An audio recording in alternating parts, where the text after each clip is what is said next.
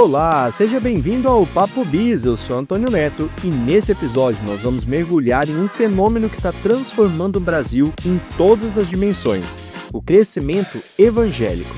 A fé que por muito tempo foi entendida apenas como uma prática privada ou um ritual religioso, hoje se expressa como estilo de vida, como identidade cultural e até como forma de consumo.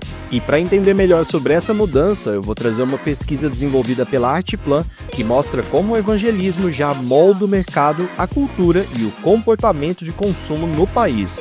Vem comigo!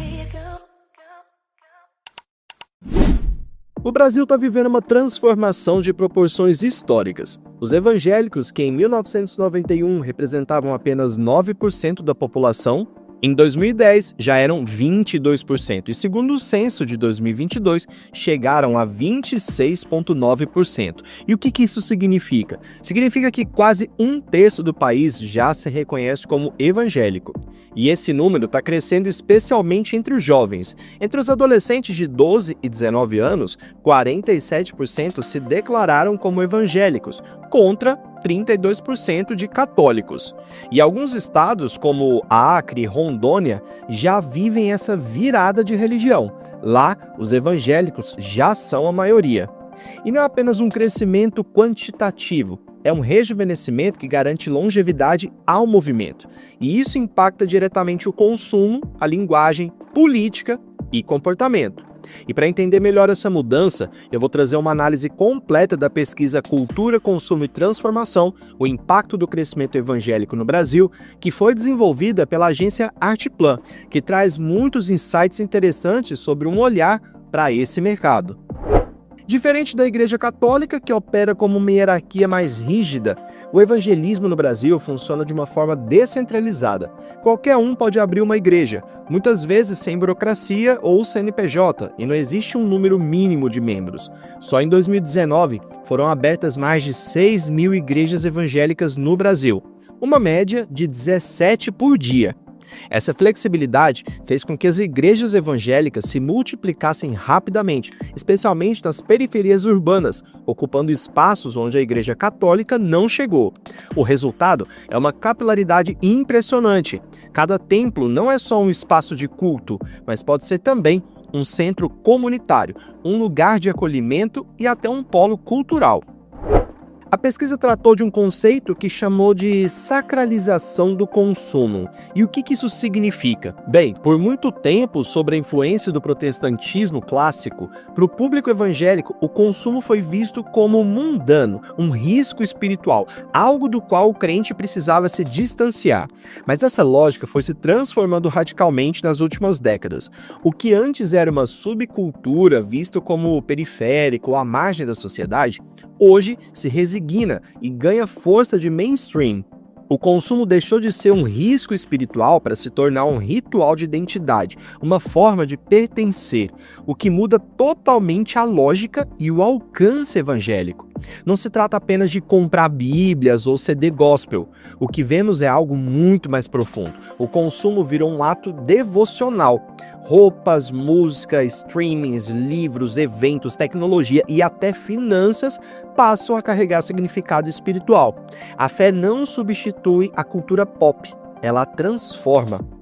Nesse processo, a subcultura evangélica deixa de ocupar um lugar periférico e se reinventa como um campo capaz de interpretar, reconfigurar e devolver a própria cultura pop sob uma perspectiva cristã. Isso torna a fé um código cultural que pode organizar moda, entretenimento, mídia e consumo de modo geral. Alguns dados são impressionantes. O Café com Deus Pai, por exemplo, foi o livro mais vendido no Brasil. E o podcast com o mesmo nome é o mais ouvido do país, o único podcast brasileiro no top 10 global do Spotify.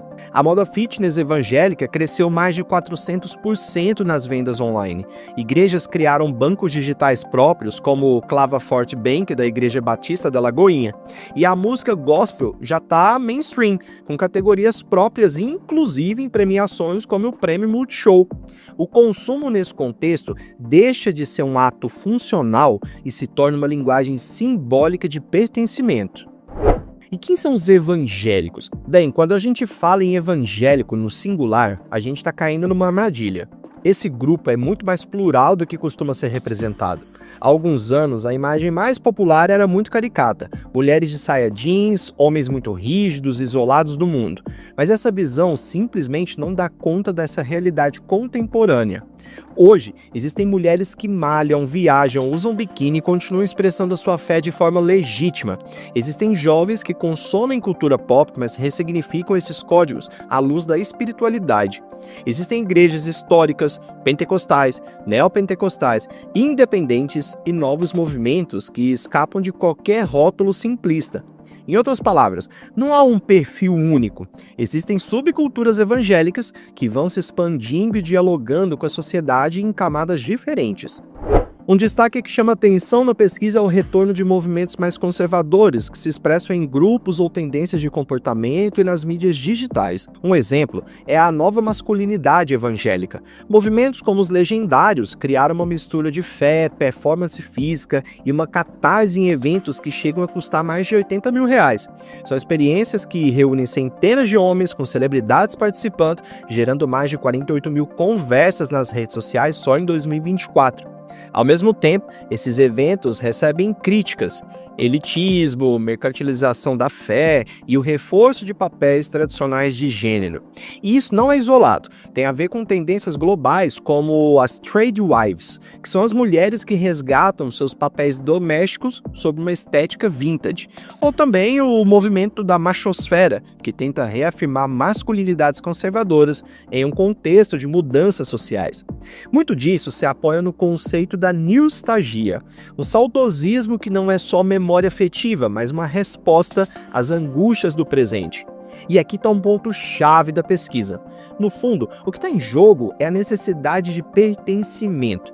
No mundo marcado pela epidemia da solidão, onde nós estamos amplamente conectados, mas nos sentindo cada vez mais sozinhos, e pela policrise, crise econômica, crise política, crise ambiental, crise informacional, as igrejas evangélicas assumem um papel de um terceiro espaço, lugar que não é nem a casa nem o trabalho, mas que funcionam como pontos de acolhimento, comunidade e significado.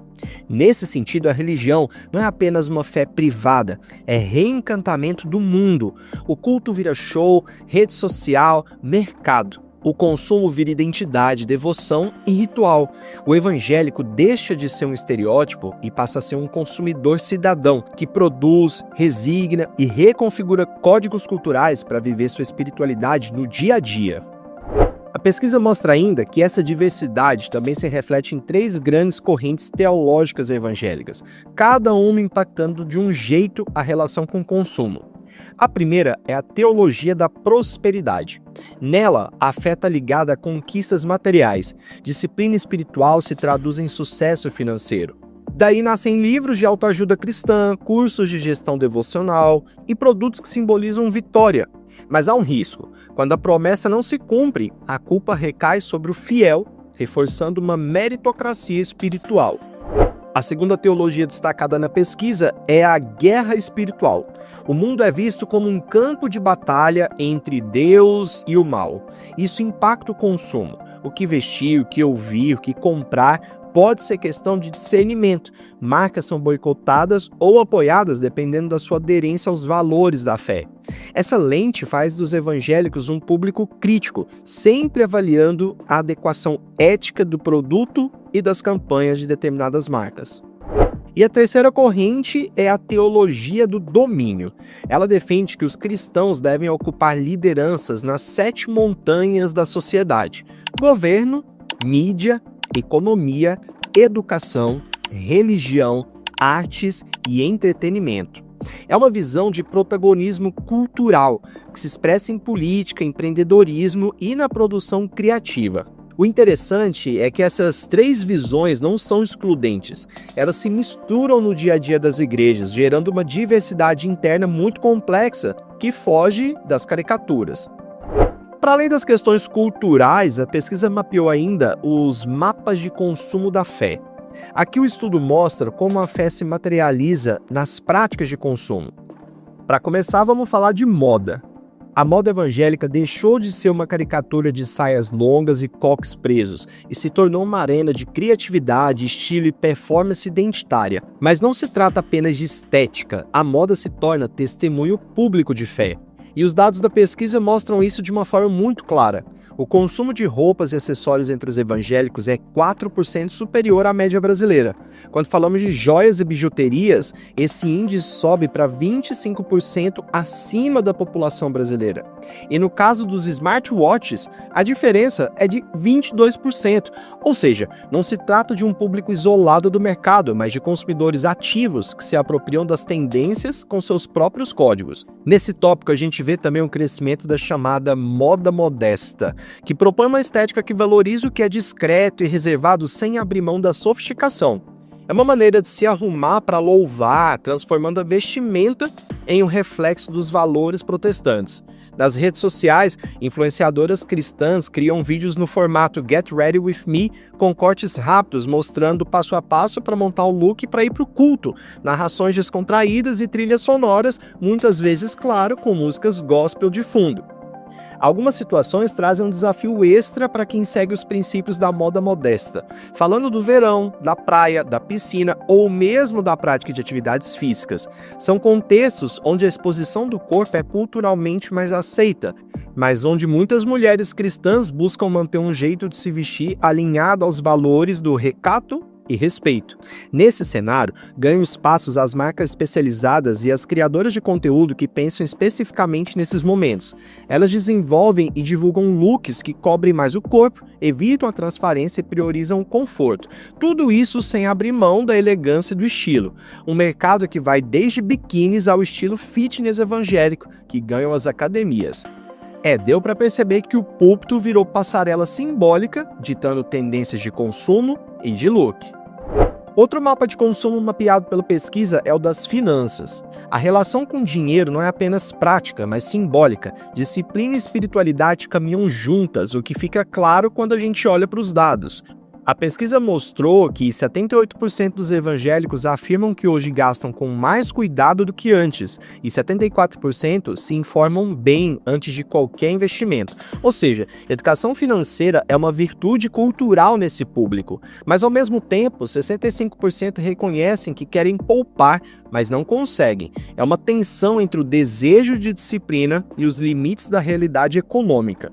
A solução para muitos está nessa combinação de fé e conhecimento prático. Daí surgem as aulas em igreja sobre como sair do vermelho, o dízimo pelo Pix, clubes de investimento cristão e até bancos digitais criados pelas próprias igrejas, como o Clava Forte Bank. É uma releitura da educação financeira à luz da espiritualidade. E esse movimento ganha ainda mais força quando a gente olha para o empreendedorismo evangélico. Negócios baseados em propósito, princípio bíblico e impacto coletivo crescem pelo país. Líderes religiosos e artistas gospel passam a influenciar o estilo de vestir, o jeito de comprar e até como investir. É uma estética econômica da fé que une consumo e propósito. No digital, isso se amplifica. Influenciadores evangélicos como Thiago Nigro, Pablo Marçal, André Valadão e Maíra Cardi, todos com milhões de seguidores, criam conteúdos que juntam Bíblia, vida prática e gestão financeira. Mas não para por aí. Há um exército de micro-influenciadores no TikTok compartilhando vídeos curtos com trechos bíblicos, dicas de orçamento, alertas sobre endividamento. Perfis como Guilherme Coche, Lucas Piccolotto, Léo Delgado transformam o tema em algo próximo e viral. Não é só sobre gastar melhor, mas sobre fazer disso um testemunho de fé. Nas redes, os evangélicos misturam autogestão, performance e espiritualidade, mostrando que viver uma vida próspera significa ao mesmo tempo equilíbrio financeiro e propósito espiritual. E ainda sobre essa temática, a pesquisa traz um alerta. Os evangélicos usam 20% mais do pagamento mínimo da fatura de cartão de crédito do que a média nacional e tem 12% mais cartões exclusivos de lojas ou mercados. O cartão é visto como uma ferramenta de acesso para esse público, mas também é armadilha de endividamento. Essa ambivalência mostra que a mesma fé que ensina disciplina e resiliência também precisa responder às pressões do consumo, da renda curta e da vida moderna. E não podia ficar de fora desse mapa o consumo do entretenimento, que entre os protestantes costuma ser maior do que a média dos brasileiros. E muito disso tem a ver com um lugar especial que a música ocupa nesse universo. Nos cultos, o louvor tem um papel central. Bandas completas, momentos de adoração, uma atmosfera que envolve toda a comunidade. Isso por si só já estimula muita gente a querer aprender a tocar um instrumento ou a cantar. Mas a música nesse contexto não é vista apenas como diversão. Para muitos ela é uma verdadeira missão espiritual, uma forma de se conectar com Deus, ensinar a fé, criar laços e levar essa mensagem para além das paredes da igreja.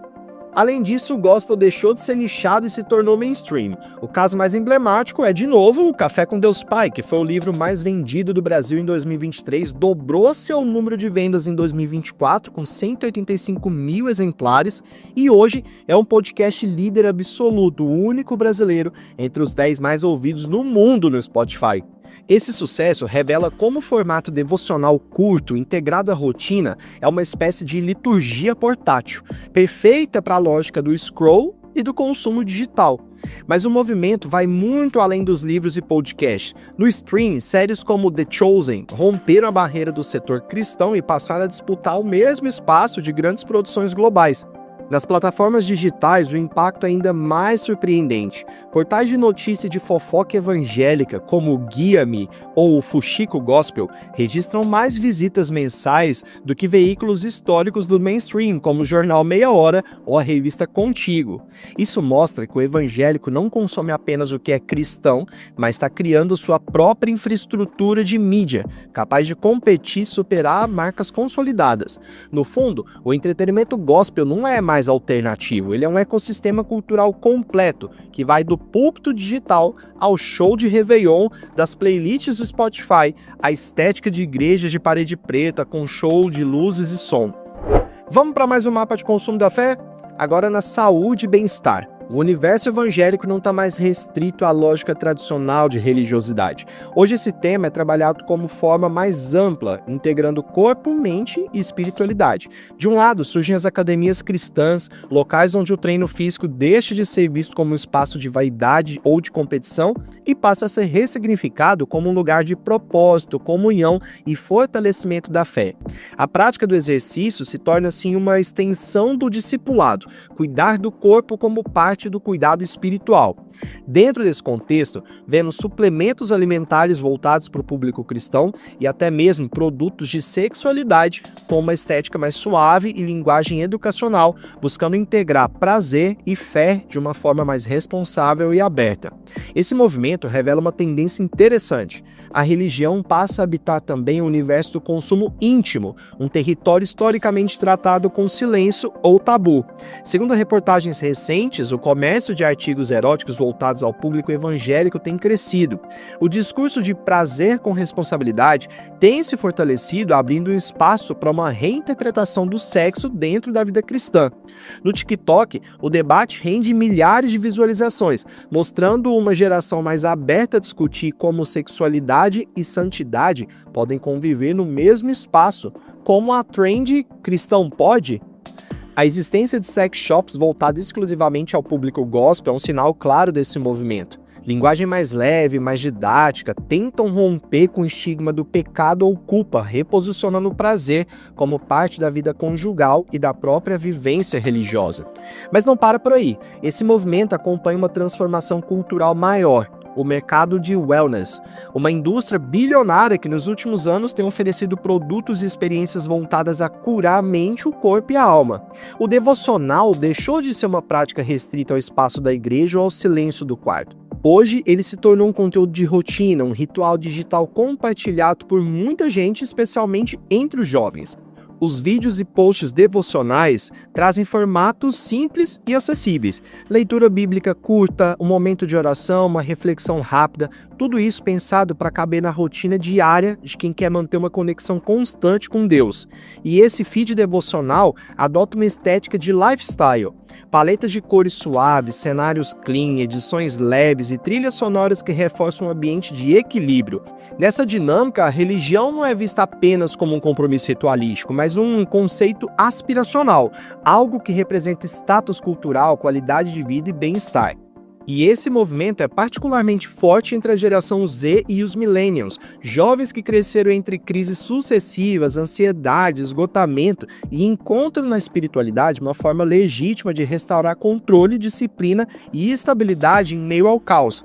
Além do espaço tradicional da igreja e do consumo digital religioso, surge um terceiro espaço onde a fé e o entretenimento se cruzam. As chamadas igrejas da parede preta são um bom exemplo desse movimento. Elas transformam o culto numa experiência sensorial que lembra um show. Tem luz, tem telão, tem DJ e toda uma estética pensada para criar uma vivência emocional e visual intensa.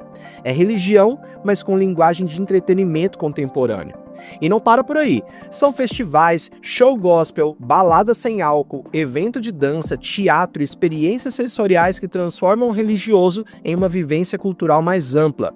Nesses ambientes, a espiritualidade é vivida como coletividade, performance e, ao mesmo tempo, como um mercado que oferece novas formas de catarse e autoexpressão.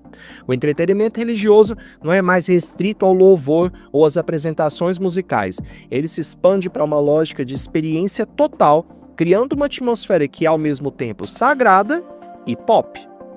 Por fim, outro mapa de consumo está no humor, que tem um papel surpreendente na cultura evangélica digital. Memes de zoeira de crente viralizam diariamente, transformando situações do cotidiano, como a demora do culto, os primeiros encontros no namoro cristão ou o jeito de alguns pastores pregarem, em piadas reconhecíveis por quem vive esse universo.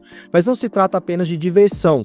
Esses memes funcionam como pedagogia cultural. Para os novos membros, ensinam os códigos internos de maneira lúdica, mostrando o que é aceito, o que é visto como exagero e como funcionam os rituais da comunidade. Para os veteranos, serve como um reflexo de identidade, um espaço de cumplicidade que reforça a sensação de só quem é, entende. E aqui o humor também cumpre um papel de alívio social. Em um contexto de intensa disciplina espiritual, os memes abrem um respiro, permitem rir de si mesmo e criar pontes geracionais entre pais, filhos e jovens que trazem a cultura da internet para dentro da igreja. Isso mostra como o evangélico não apenas consome humor, mas também produz sua própria versão de memes, inserindo a espiritualidade nas dinâmicas do mainstream digital. Um campo onde o riso também é uma forma de comunhão. O que essa pesquisa revela é que o mercado evangélico não é só um nichinho, é um ecossistema completo que já representa quase um terço da população brasileira. É uma fé que consome, produz, ressignifica, que reinterpreta moda, mídia, música e finanças sobre os próprios códigos. E que, ao fazer isso, devolve para a sociedade um novo jeito de habitar no mundo. Para as marcas, governos e instituições, não é mais opção ignorar essa transformação. É questão de sobrevivência cultural e relevância de mercado. E você, já parou para pensar em como a ascensão evangélica está mudando não apenas a religião, mas também a cultura de consumo no Brasil?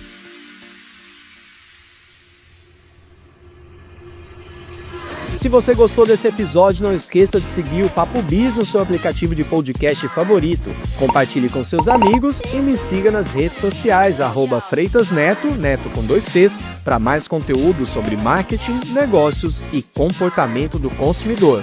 Até a próxima!